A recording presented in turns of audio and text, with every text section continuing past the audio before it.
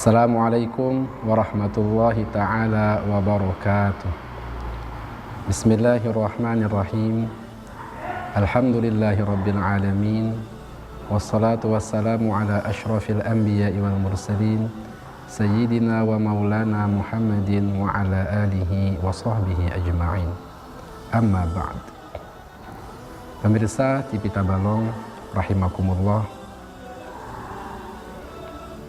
terutama dan utama, marilah kita bersama-sama memanjatkan puji syukur kita kehadirat Allah atas segala limpahan rahmat, taufik, hidayah, serta nikmat-nikmatnya kepada kita. Semoga kita semua tergolong dalam golongan hamba-hambanya yang bersyukur kepada Allah Subhanahu wa Ta'ala.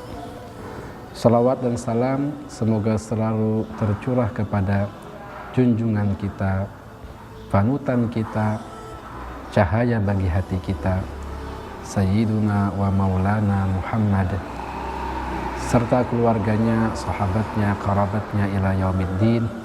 Mudah-mudahan kita semua mendapatkan syafaat beliau di dunia dan di akhirat. Amin amin ya rabbal alamin. Pemirsa TV Tabalong rahimakumullah, di dalam kehidupan kita di dunia ini yang mungkin ada awalnya dan ada akhirnya, kita harus mengenal dan mengetahui dua perkara. Yang pertama ialah maksud tujuan hidup, dan yang kedua adalah keperluan hidup. Maksud tujuan hidup kita di dunia ini Allah Ta'ala telah terangkan di dalam Al-Quran. Bismillahirrahmanirrahim. Wa idh qala rabbuka lil malaikati inni ja'ilun fil ardi khalifah. Yang artinya, dan ingatlah ketika Rabbmu mengatakan kepada para malaikat, sesungguhnya aku akan menjadikan di muka bumi ini khalifah.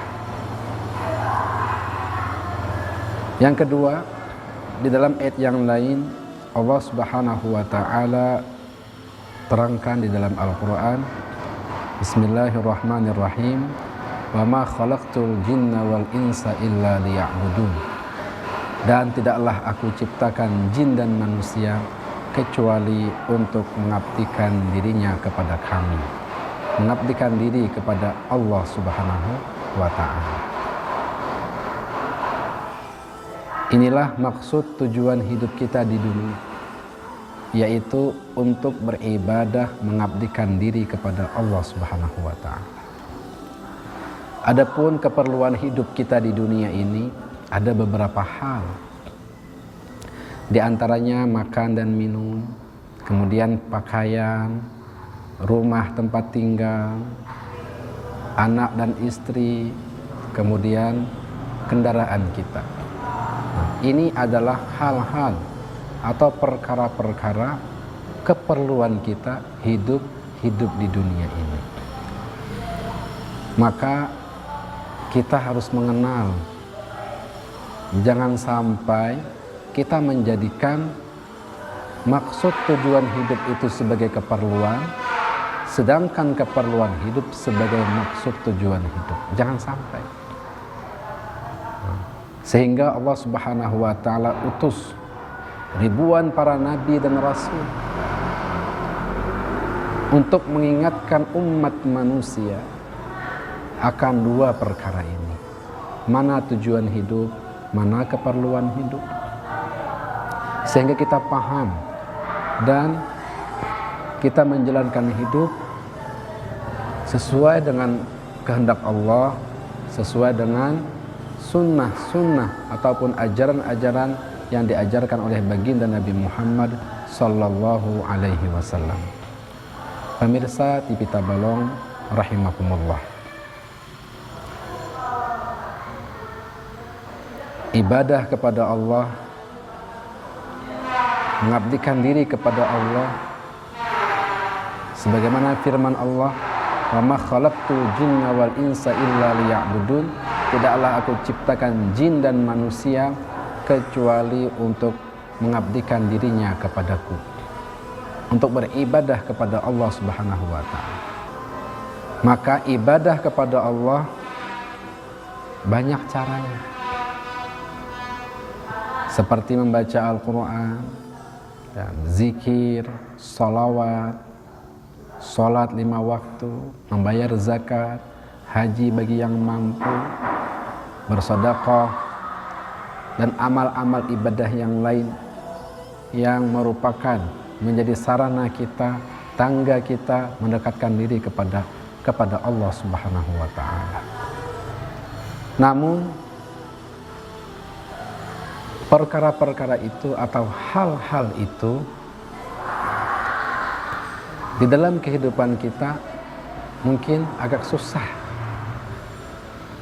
kita lakukan.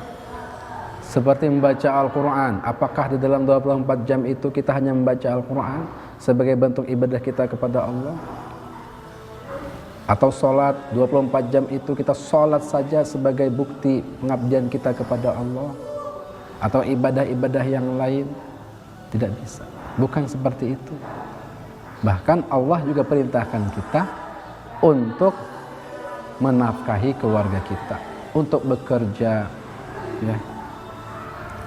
Maka bagaimana jalan kita, bagaimana kehidupan kita ini sesuai dengan maksud tujuan hidup, yaitu ibadah kepada Allah. Maka Allah Subhanahu wa ta'ala menyatakan di dalam Al-Quran bahwa orang-orang yang mengikuti Rasulullah, orang-orang yang mentaati Rasulullah, mereka itu sungguh telah mentaati Allah Subhanahu wa ta'ala. Maka dalam kehidupan kita harus mengenal bagaimana perjalanan hidup baginda Nabi Muhammad SAW agar mudah kita ikuti, sehingga dalam kehidupan kita, baik itu keperluan hidup dan maksud tujuan hidup, apabila sesuai dengan sunnah Rasulullah, akan dihitung ibadah di sisi Allah Subhanahu wa ta'ala.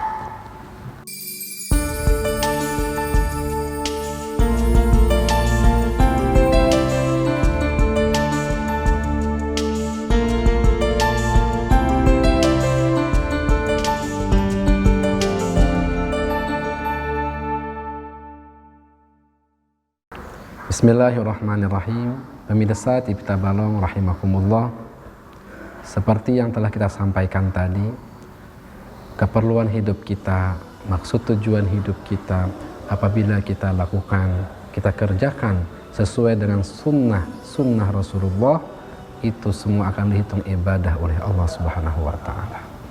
Tidak mungkin kita mengabdikan diri kepada Allah hanya dengan membaca Al-Quran, hanya dengan sholat, hanya dengan sholawat. Tidak mungkin, karena kita juga butuh makan dan minum, kita butuh rumah tempat tinggal, kita butuh keluarga, anak dan istri, dan keperluan-keperluan yang lainnya. Maka dari sinilah mari kita belajar bagaimana sejarah hidup baginda Nabi Muhammad SAW. Sehari-hari kita makan dan minum, mari kita belajar tentang adab-adab makan dan adab-adab minum sesuai yang telah diajarkan oleh baginda Nabi Muhammad SAW. Di antaranya mungkin dengan mencuci tangan dengan air yang mengalir, kemudian membaca doa, kemudian membaca Bismillahirrahmanirrahim, makan dengan tangan kanan, ya. Makan ketika lapar, berhenti sebelum kenyang. Itu juga di antara sunnah Rasulullah Sallallahu Alaihi Wasallam. Kemudian minum, di antara adabnya adalah dengan tangan kanan, duduk, kemudian baca Bismillah, dan tidak meniup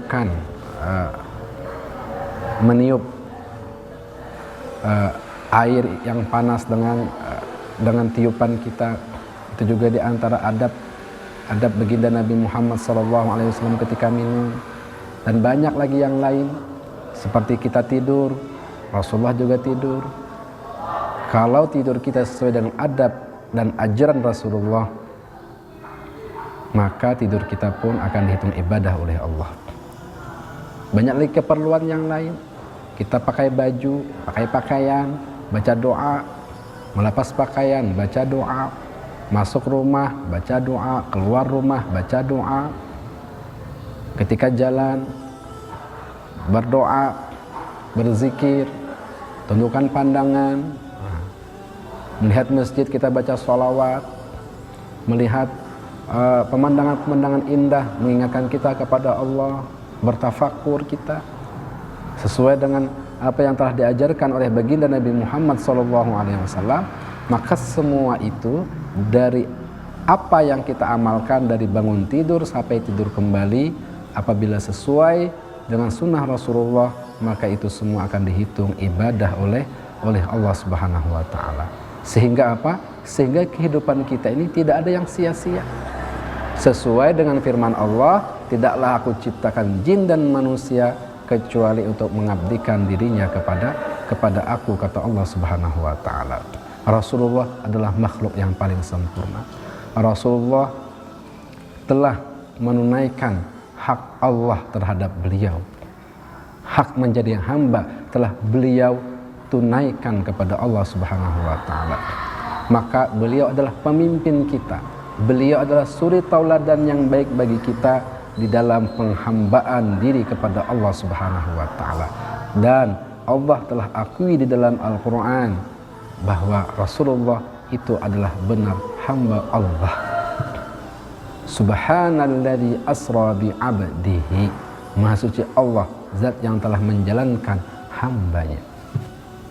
Walamma qama 'abdullah, dan tatkala berdiri hamba Allah.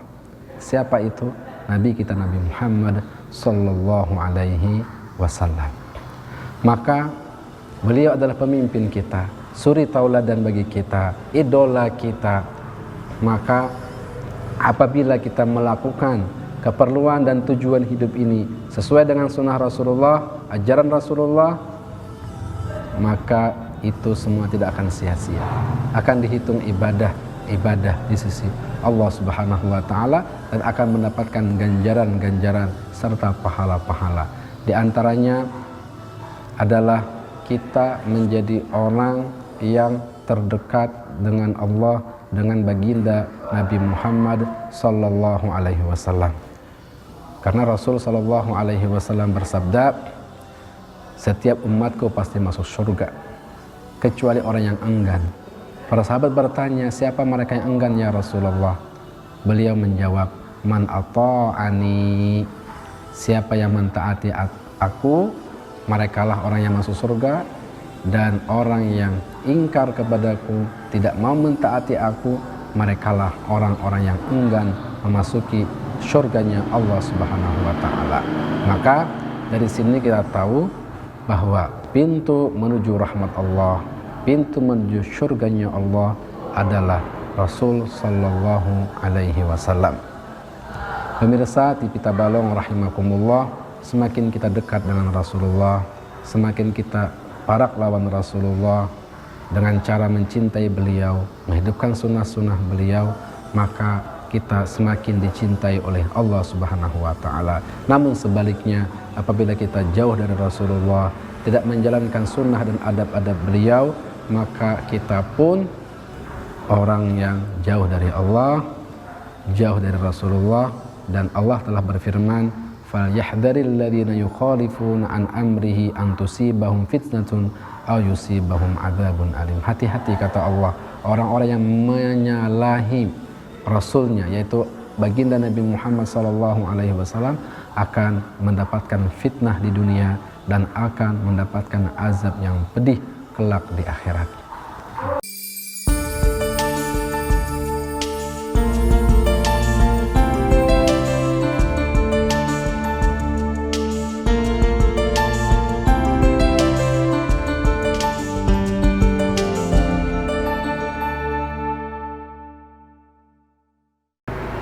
Bismillahirrahmanirrahim.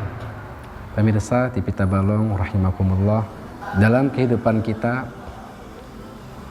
perlu kita sempurnakan 3 hal sesuai dengan sunnah ajaran baginda Nabi Muhammad SAW. Yang pertama adalah iman, dan yang kedua adalah ibadah, dan yang ketiga adalah akhlak. Nabi kita Nabi Muhammad SAW adalah suri tauladan yang baik di dalam 3 perkara ini. Yang pertama keimanan. Keimanan, keyakinan yang kuat kepada Allah Subhanahu wa taala. Tidak terkesan dengan suasana dan keadaan. Selagi dekat kepada Allah, menjalankan perintah Allah, meninggalkan larangan Allah, beliau tidak terkesan dengan suasana dan keadaan, apapun suasana dan keadaan. Iman beliau sangatlah kokoh, bagaikan batu karang yang kokoh, yang kuat, tidak bisa diombang-ambingkan oleh ombak gelombang yang besar yang ada di lautan. Keyakinan beliau kuat kepada Allah Subhanahu wa taala. Beliau telah mengajarkan ini kepada sahabat-sahabat beliau, termasuk putra paman beliau Abdullah bin Abbas radhiyallahu taala anhu. Beliau bersabda, "Wahai Abdullah bin Abbas, la wijtama'an nas ala an yanfa'uka bi syai'in lam yanfa'uka illa bi syai'in qad katabahu Allahu lak." Kalau seandainya semua makhluk, semua manusia berkumpul untuk memberikan manfaat kepadamu, untuk meninggikan derajatmu, semua itu tidak akan terjadi kecuali apa yang Allah tetapkan kepadamu. Walau ijtama'u an ala an yadurruka bi syai'in lam yadurruka illa bi syai'in qad katabahu Allahu alaik.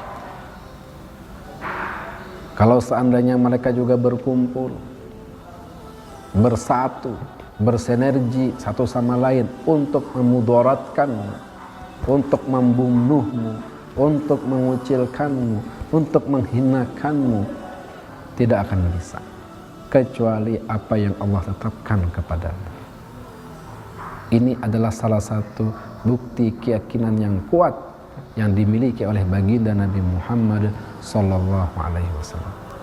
Yakin bahwa segala sesuatu di dunia ini yang dulu, sekarang atau akan datang, kejadian-kejadiannya yang dulu terjadi, yang sedang terjadi atau yang akan terjadi, semua itu sudah ditentukan, ditetapkan oleh Allah Subhanahu wa taala. Kita sebagai seorang hamba hanya bisa berusaha, tapi hasil dari usaha itu Allah yang menentukan. Seperti petani hanya bisa menanam, merawat, tapi yang memberikan hasil dari panen itu, buah dari tanaman itu adalah Allah Subhanahu wa ta'ala. Bagaimana juga ibadah beliau. Beliau adalah imam kita, pemimpin kita dari hal ibadah. Masya Allah, tabarakallah. Malam beliau terkadang sedikit tidurnya, siangnya beliau berpuasa. Bahkan pada suatu riwayat yang diceritakan oleh istri beliau sendiri, Sayyidatuna Aisyah radhiyallahu taala anha wa ardhaha, beliau mengatakan pada suatu malam Rasulullah salat, begitu panjangnya salat beliau, begitu panjangnya ibadah beliau, sehingga kaki beliau itu bengkak. Kemudian istrinya bertanya, "Ya Rasulullah, kenapa beliau sampean ini beribadah sampai seperti ini? Padahal dosa-dosa sampean yang lalu atau yang akan datang itu akan diampuni oleh Allah." Apa jawab Rasulullah? "Afala uhibbu an akuna abdan syakura." Apakah aku tidak ingin, tidak suka menjadi hamba Allah yang bersyukur? Ibadah kepada Allah adalah salah satu tanda syukur kita kepada Allah. Ibadah Rasulullah dari segi badan, kemudian ibadah Rasulullah dari segi harta benda. Masya Allah, tidak pernah uang yang banyak atau harta yang banyak bermalam di rumah Rasulullah. Pada suatu saat datang harta benda banyak ke rumah Rasulullah, namun tidak genap 1 malam, melainkan semua harta itu telah dibagi-bagikan oleh Rasulullah sallallahu alaihi wasallam. Beliau adalah imam kita, pemimpin kita, suri tauladan yang baik bagi kita dari segi ibadah beliau, ibadah hati, ibadah badan, dan juga ibadah harta. Yang terakhir dan yang ketiga adalah beliau pemimpin kita, panutan kita dari segi akhlak. Akhlak yang agung dan mulia yang dimiliki oleh Rasulullah sallallahu alaihi wasallam. Sehingga saking mulianya akhlak beliau, Allah yang mulia menyanjungnya di dalam Al-Qur'an. Wa innaka la'ala khuluqin 'azim. Sesungguhnya engkau wahai Rasulullah berada di atas akhlak yang agung, di atas akhlak yang mulia. Akhlak beliau dengan keluarga beliau, akhlak beliau dengan sesama beliau, akhlak beliau dengan orang yang lebih tua daripada beliau, akhlak beliau dengan orang yang lebih muda daripada beliau, bahkan akhlak beliau dengan musuh-musuh beliau sekalipun. Masya Allah, tabarakallah. Keburukan beliau balas dengan kebaikan, hinaan beliau balas dengan doa, pengusiran malah beliau balas dengan mendoakan. Kita ingat bagaimana beliau ke Taif, beliau diusir, beliau dilemparin batu, namun beliau berdoa dan berharap agar Allah Ta'ala keluarkan dari mereka keturunan-keturunan yang beriman kepada Allah, beriman kepada Rasulullah, serta memperjuangkan agama Allah Subhanahu wa Ta'ala. Itulah diantara sifat-sifat beliau. Beliau adalah imam bagi kita dari segi iman, imam bagi kita dari segi ibadah, imam bagi kita dari segi akhlak. Maka apabila 3 ini kita sempurnakan, insya Allah Allah Subhanahu wa Ta'ala masukkan kita ke dalam rahmatnya Allah, yaitu ke dalam surganya Allah Subhanahu wa Ta'ala. Mudah-mudahan Allah Subhanahu wa Ta'ala berikan kita taufik hidayah serta inayahnya agar kita senantiasa berada di dalam perintah Allah, berada di dalam sunnah-sunnah baginda Nabi Muhammad sallallahu alaihi wasallam. Amin amin ya rabbal alamin. Sekian yang bisa kami sampaikan. Akhirul kalam, wabillahi taufiq wal hidayah wa ridha wal inayah. Assalamualaikum warahmatullahi wabarakatuh.